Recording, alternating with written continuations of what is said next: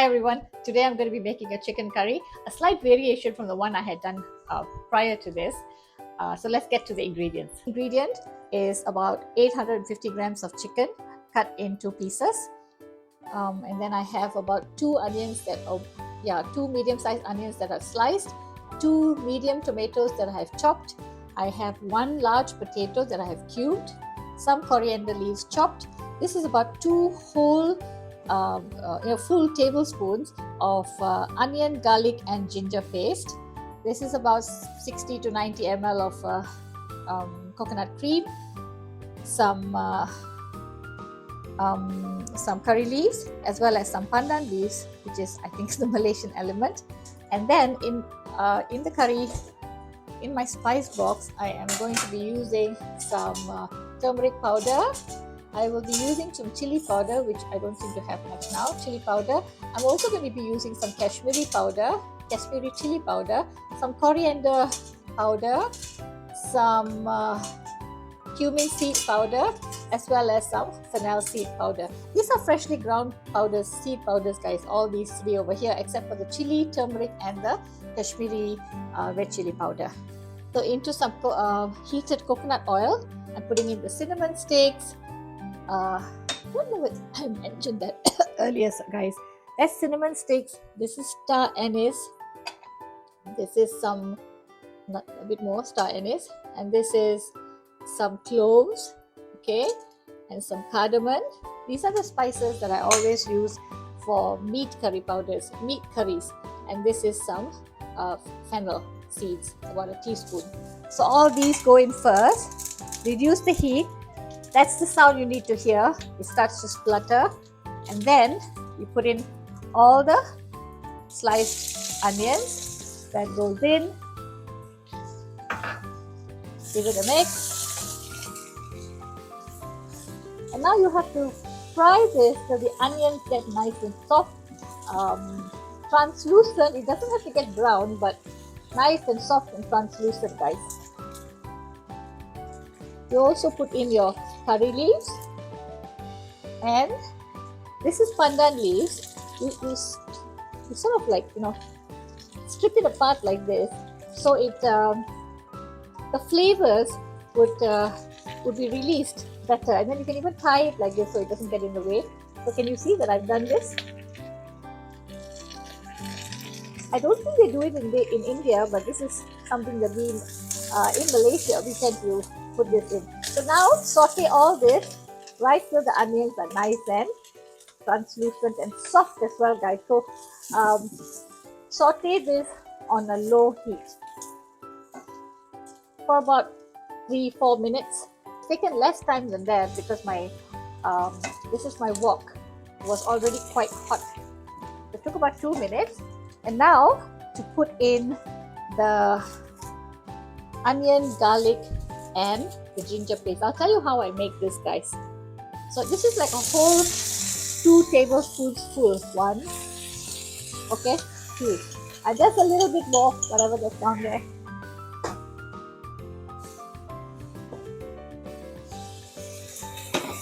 Give it a stir, and let's stir this until the raw smell sort of goes off. Now you put in all your tomatoes. This is quite small. I chop them in very small chunks, and you can add a little bit of water here, guys,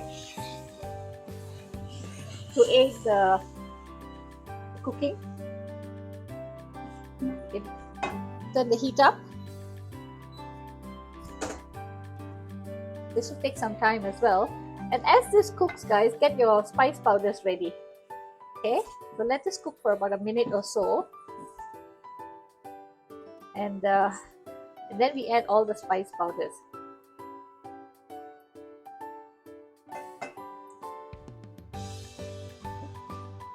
So guys, I'm not sure if it's better to place my phone over this side where the smoke is going onto the screen, or this side, but I'm going to just give it a shot first.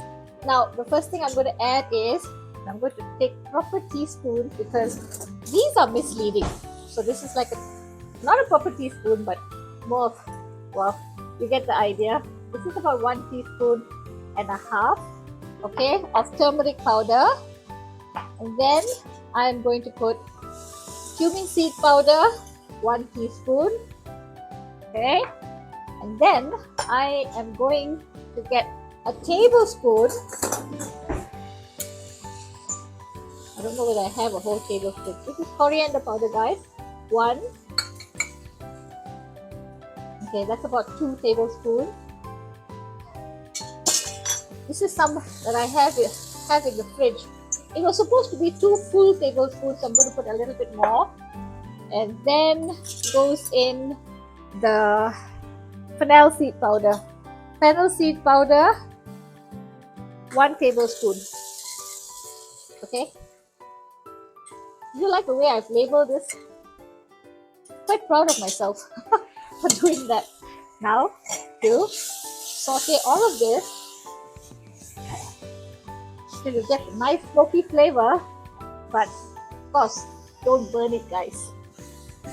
You have to put the flame or the heat down low here, because this can really burn. Oh yeah, I forgot the chili powder. Okay, so now let me get some chili powder. So I'm going to put 1 tablespoon of Kashmiri chili powder for the color. Okay, and I need normal Indian chili powder. Okay, which I don't have enough. I'm going to fill this up. And oh no, I think I have it in another bottle. I'll get back to you guys. Okay, here we go. 2 tablespoons of chili powder. Okay. Now, as you can see, it's starting to burn. So I'm going to move my wok over here, turn off the heat. This is what I do sometimes, guys. And I'm going to add some water over to this. Today I'm really hurried, guys, because about 300 ml of water goes in there. I'm actually inviting my niece and my nephew over for dinner. And as usual, I'm doing things last minute. But this is to be nicely mixed into a nice paste. There will be some heat over here, though the heat has been turned off. So because this one is an electric burner over here, whereas this side is induction. So induction will just, you turn off the heat, there's no more, there's no more heat. But the electric burner, the heat will still be there. I'm just going to sort of mash it all up a little bit, as so. Add a little bit of salt over here.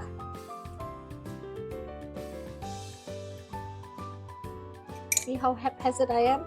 Hardly any salt there. Then I'm going to put 1 full teaspoon of salt.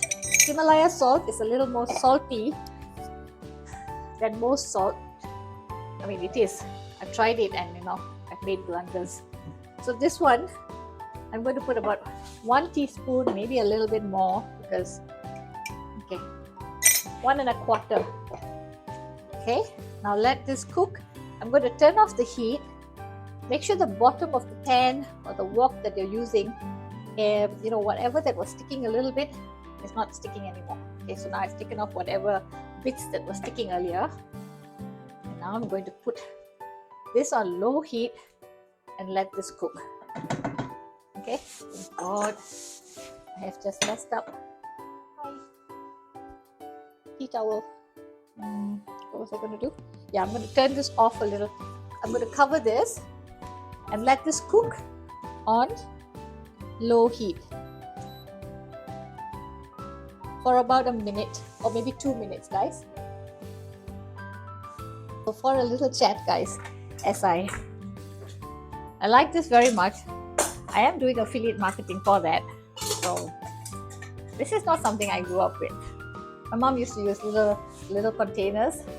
She used to make, we grew up in the estates. My father was an estate manager, so we could ask the estate carpenter or so on to make little containers to put spice bottles inside. So my mom would collect pretty spice bottles from jams or whatever, and she would get the carpenter in the estate to make little containers. I used to have them here, little wooden containers with some curves on them, and she'd put all the spice containers all nicely labeled in Tamil. Okay, my mom is Tamil educated. She'd label it all in Tamil and put it up on the wall. So she was very much into that. I think I have become more Indian. I like this anjira petti that the Indians in India use. So I like this, and I find it a lot more convenient than that. But I do have like a spice thingy for this. For my spices, this saves a lot of space as well. But it does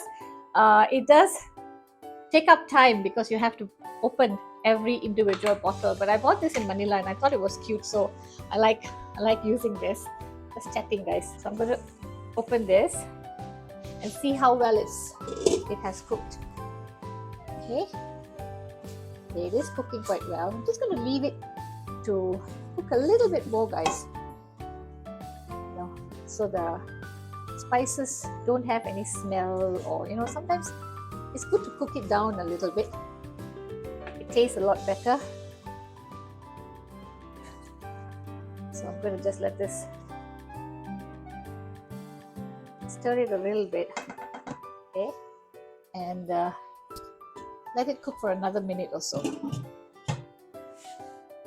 I'm going to open this. I think it's enough. It has been in there for long enough. And now to introduce the chicken in here. Now my mom, I remember, used to put the chicken in right after the ginger garlic goes in, and then sort of sear the chicken a little bit, and then add water, and as the water boils she would add the spice powders. But I have over the years realized that it is a lot better to put the chicken in when the spices have sort of cooked in oil. The spice powders have cooked in oil, because that way the spice powders are so, flavors have been enhanced, guys, and this is a lot tastier.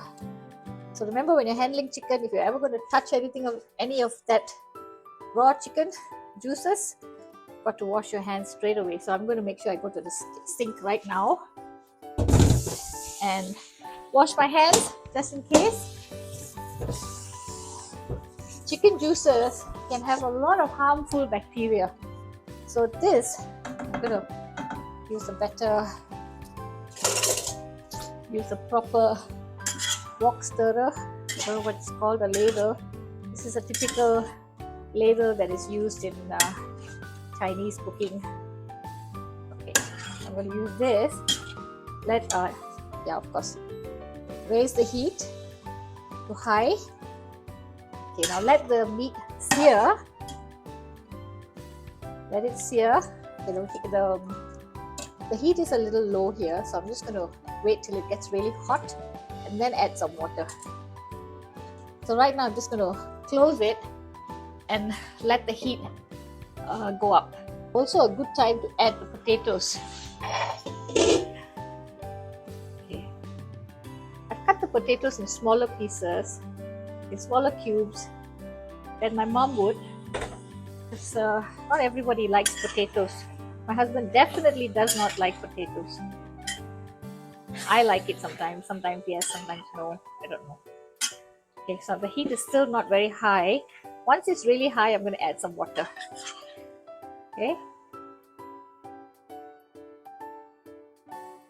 Now guys, nice and hot is when I'm going to add the water. This is about, I put 500, but I'm not sure if I'm going to put all of it in here. Okay, so I put about 400, and okay, I'm going to now just let this come together, boil and cook. Now I really don't like it when chicken pieces are so big. Now I think I'm going to get annoyed with my husband, because I like chicken pieces small. My husband likes it nice and big. So today, because I'm calling, well, I'll sit and chat with you guys. Let me just sort of put this nicely together and close the pot and let this cook slowly. Now guys, cover and let this cook for at least 5 minutes. While we wait, guys, a little chat. How do you guys like your chicken pieces in your chicken curry if you are someone who cooks chicken curry? Big or small? I like my pieces small. Each piece over there, I would cut it in half. But my husband likes it like that. And as I was cutting this time, when I was cutting the raw chicken pieces, and he was there, he sort of said, "Oh, this, the pieces are nice," and so on. So he liked it that way, so I left it. But generally, I like it smaller. How about you guys?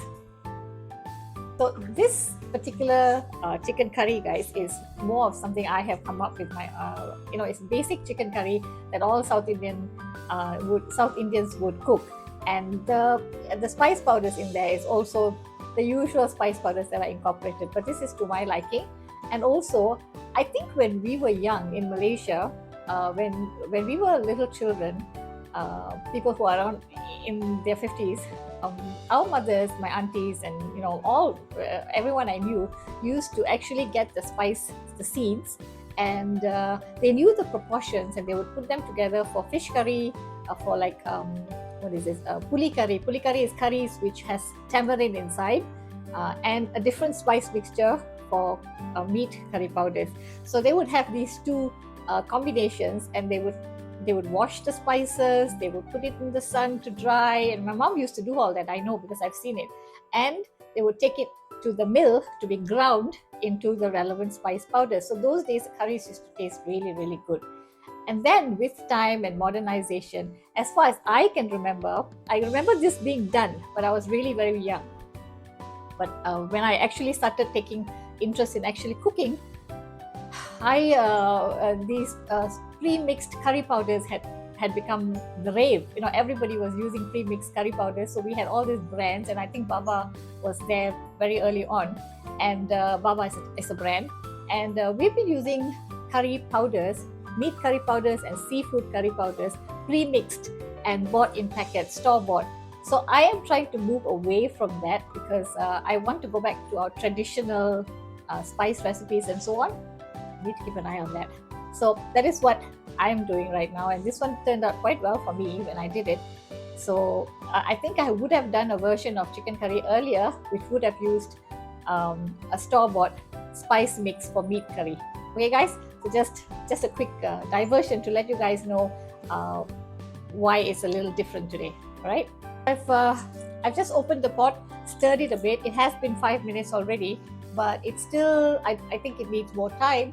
So it's been 10 minutes, sorry. It's been 10 minutes and it's been cooking slowly on high heat actually, but because there's a lot of liquid, it's not like drying up and not burning at the end and so on. So I'm going to let it cook for a further 10 minutes to let the gravy thicken, and let's see how. And last of all, I'm going to add some coconut milk. You can either add coconut milk or ground coconut, grated coconut that you grind. It gives you more thickness, but today I want it a little watery, so I'm just going to add thick coconut cream. It's been cooking for more than 15 minutes altogether. You see that robust boiling going on.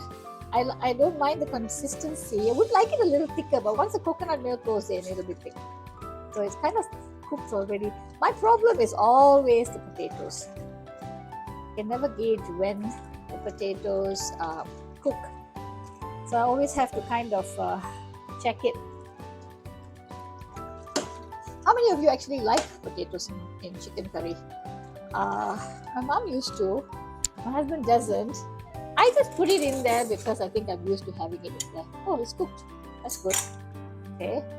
So, looks all quite alright. But I think I want to cook it down a little bit more. Let me just see. I want to cook it down a little bit more, guys. And then maybe for another 5 minutes. I'm going to close it and cook it for another 3 minutes. Okay? We will be here in half an hour.